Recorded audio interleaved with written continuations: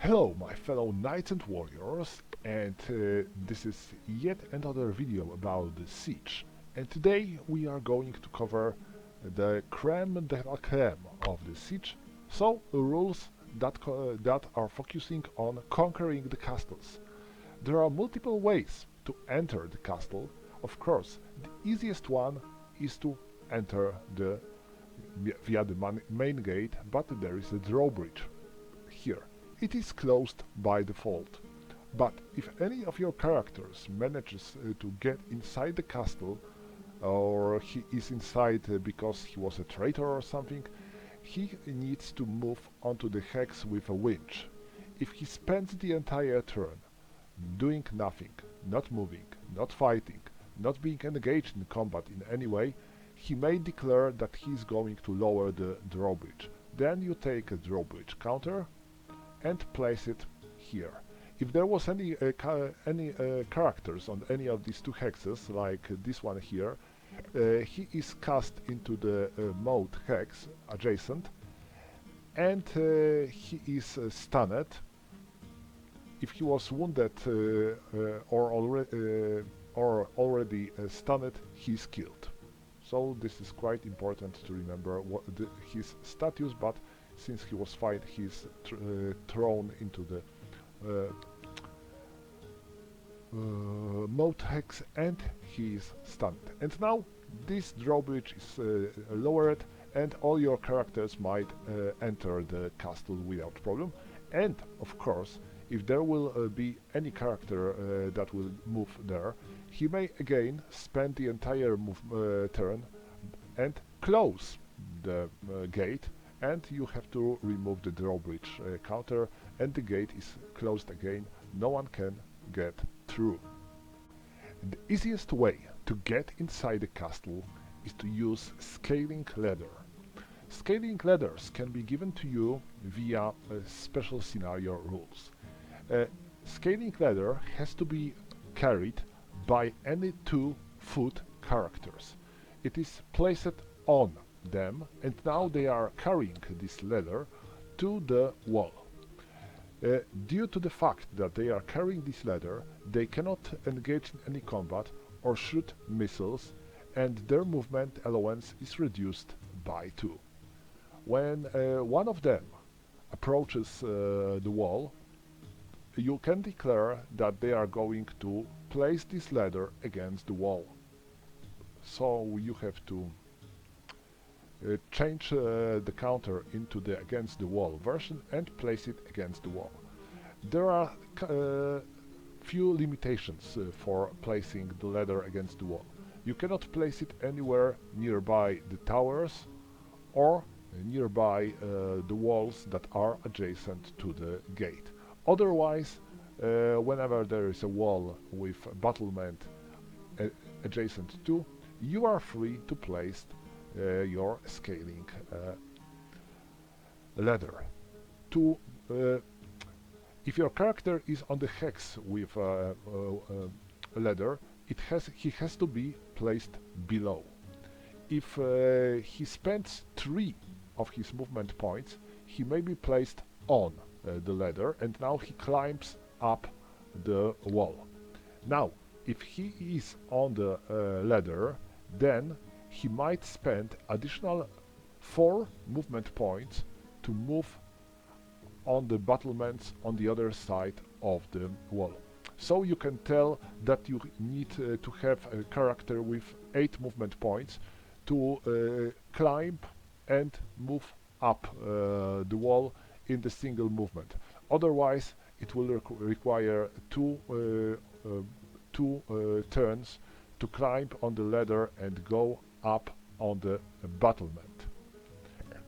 And now, if you find that such position is not very good for this ladder, you might use 2 characters that are on the adjacent hexes to the ladder to move this ladder 1 hex. They need to spend 2 of their movement points, and they can move the ladder by 1 hex, but you cannot move more. So, for example, if you wanted to even move this ladder somewhere here, then you need to wait until the next turn to move the scaling ladder on this hex, and then in the next turn on that hex. Now, when your character is on the wall, on the ladder, and there is enemy character against him, then they can fight. If your character will be able to force enemy to retreat, then he might move onto the wall during the advance after combat. From the other hand, if there is enemy on the hex with a ladder, and there is your character on the ladder, or there is no one on the ladder, then such character might declare that he wants to topple the ladder instead of fighting you.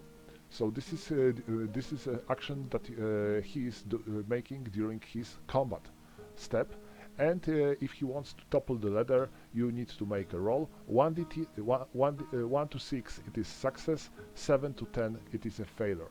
If he successfully topples the ladder, then the character that was on the ladder falls down and he is wounded.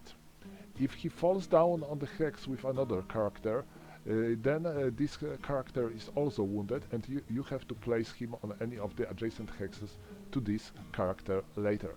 Your ladder is replaced with a carrying ladder again, and carrying ladder is placed in such a way it falls, but despite your own character, the falling ladder is not going to hurt anyone. Another way to get inside the castle or to fight with defenders is to use siege tower. Siege towers can be given by scenario, and if there is siege tower with the scenario, you also get a couple of counters for field mode. You have to place them in the mode hexes, because your siege tower can only approach the wall through the mode on the hexes with field mode. Otherwise, it cannot approach the wall. Siege tower has to be carried or pushed. Yeah, pushed would be better, by 3 characters below. So you need 3 men who are below the counter of siege tower to push such siege tower up, and they can spend 2 movement points per turn moving the siege tower, and it can only be moved on the front hex. It cannot change direction or anything, it can only move forward. You can have 3 additional characters in the tower. So they are not pushing the tower, but they are inside the tower, and they can be used when the siege tower approach the wall, or even earlier, to fire at enemies. Characters that are inside the tower has light cover. Characters that are pushing tower have infinity cover. So this is pretty good, but notice that these characters that are pushing tower cannot do anything else. They cannot be involved in combat, they cannot be involved in missile combat. They have only to push tower and do no more. When the siege tower finally approaches the wall, your characters that are on the siege tower may enter the front hexes of the battlements, or if there is enemy character on any of them, they may attack him and try to drive him away. Of course, they can also fire from the siege tower, and this is pretty good, because when you are firing from the siege tower, you can fire above any of your characters around, only if they are adjacent to you. You cannot fire, otherwise you can fire above them normally. When you are entering from the siege tower to the battlement, you have to spend 1 additional movement point. Of course, you don't have to spend this. You don't have to worry about it when you are advancing after combat. Another tool that we can use to give defenders hell is Ballista. Ballista works like any other missile warrior, but it has bigger distance and it can fire with much more deadly effects. It has its own missile results table for any kind of weapon, so you are not using these normal tables you are using for longbow, shortbow or crossbow. There are different tables for ballista only, showing that it is definitely more lethal weapon than all the others, but when it comes to the rest, it works like any other tool. It cannot be moved. If ballista is placed on any hex, it remains there until the end of the game and it cannot be moved by any way. It can only fire in any direction it wants from this hex. Of course, the easiest way to make your way through the wall is to destroy it.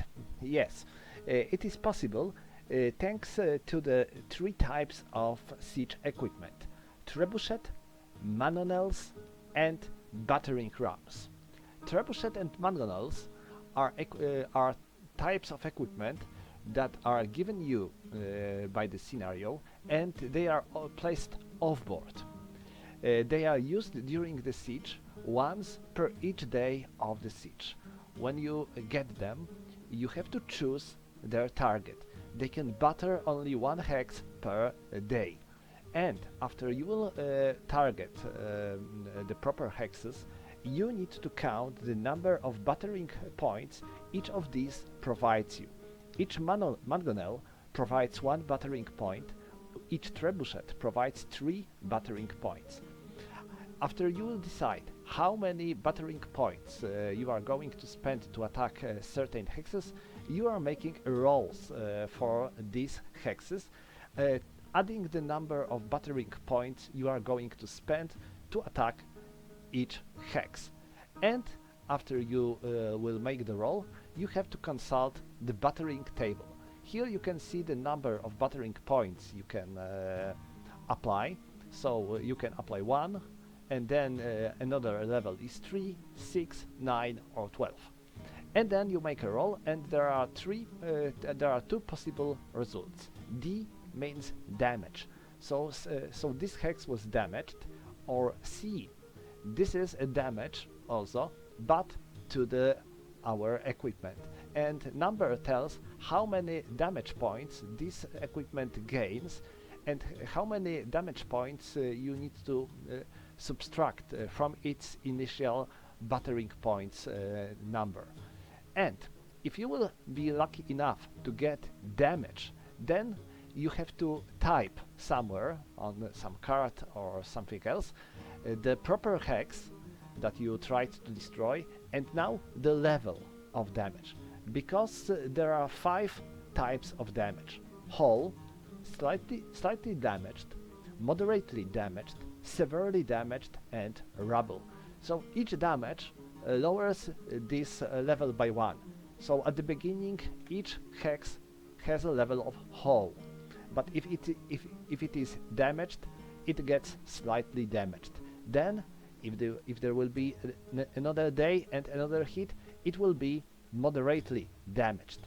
So it takes a while to destroy the walls with such machines. It is not going to happen every day, but it is possible to destroy the wall with this.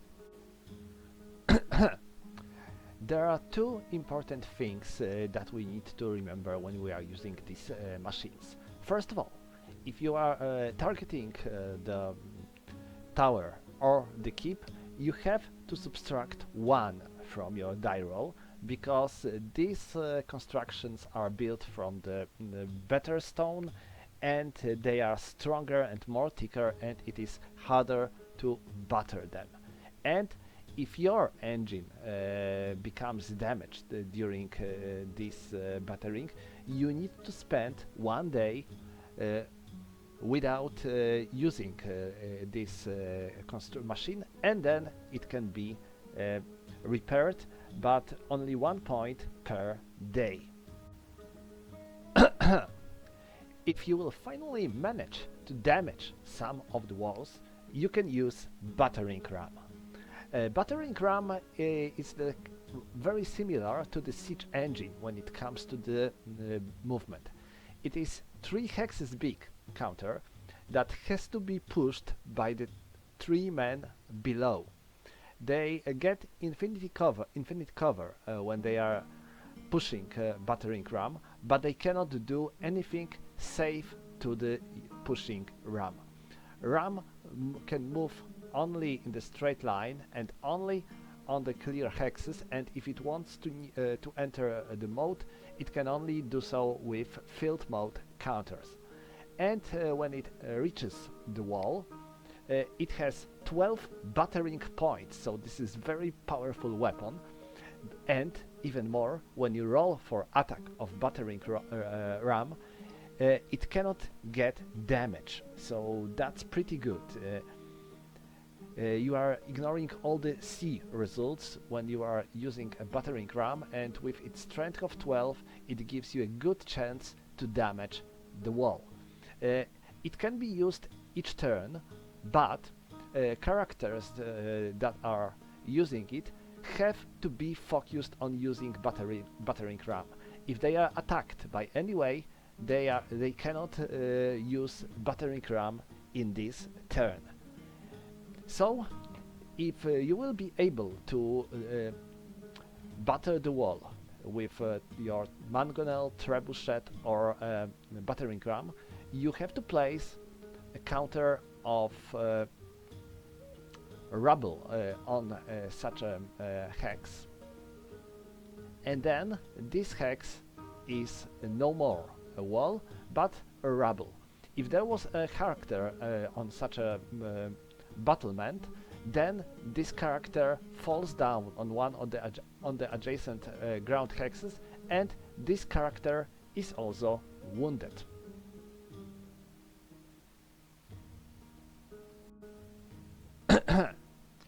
Now, if there is a way to stop that, yes, and the answer is short: fire. You can use fire to put enemy siege machines into flame and thus eliminate them. The first way to spread fire all over them is to use flaming arrows. Your shortbowmen and longbowmen, not crossbowmen, are allowed to decide to use flaming arrows in the given turn. If they decide to do so, they can only target enemy machines or tents. Flaming arrows cannot do any damage to humans. And if you declare to do so, you can only fire at such constructions on the short range. When you declare your attacks, you have to say who is going to fire at which engine, and then make a roll to see what happened. Now you are going into fire table and see the flaming arrow columns. You can see there are 2 columns, one for trebuchet, mangonels and ballistas, and the other for siege tower and battering ram. As you can see, it is pretty hard to score a hit on these constructions, but if you will be lucky enough to do so, you have to place a flame counter on. If all hexes of such construction are covered with flames, this construction burns into flames and it is destroyed once and for all. Of course, one hit might be not enough, and it is also quite hard to score a hit, to score more hits. But when fire starts to burn, it may spread. You have to check at the end of the turn for each flame counter if it has any hexes that can be also burned and they are adjacent to the original hex with flame. You have to make a roll for these hexes in the spreading fire column of the fire table. If fire spreads, then you can place additional flame counters on these hexes. But Uh, from the other hand, it is possible to douse these flames, and again, if you are standing on the hex adjacent to the flame, you can spend all your actions in this turn to try to douse the flame. You are also making a roll in the fire table, but this time in the dosing the fire column, and can see the result. Another way to burn some fire is to use barrels of burning oil. Barrels can be given you by the scenario, and they have to be set up inside the castle. Any character can carry the barrel of oil, paying 2 movement points for doing so. When you are on the hex with barrel of oil, and down below the wall there is an enemy siege engine or enemy character, you may declare that you are not going to fight and shot in this turn, but instead you are going to throw the barrel of oil down below on the enemy. If you are tossing it on an enemy character, he is instantly attacked with 8 to 1 in the 8 to 1 column of the combat against infantry table without any modifiers. Simply you declare to make attack, and then you make a roll. If you are going to attack siege engine, you have to check if the oil was able to burn a flame on. You have to make a roll in the barrel of oil column in the fire table, and if you will be able to do so, you have to remove your barrel of oil and place a flame marker on, like here. If there was a character on the hex where your flame was placed due to the barrel of oil, this character is also attacked in the same way that character on the clear hex. So if you would, for example, toss your barrel of oil on the siege engine and there was character on the siege engine hex, then the flame starts to burn, and this character is attacked instantly with 8 to 1 attack. Of course, when fire starts to burn, it doesn't mean that you are lost. You can still try to douse the fire. Any character which is adjacent to the fire hex can declare that he wants to douse this fire, but he has to fulfill all his actions. He cannot do anything, move, engage in combat, or perform a missile attack, but he can only try to douse this flame. You need to make a roll into dousing the fire in the column in the fire table to try to douse the flame. If you manage to douse, you have to remove the flame counter from the board.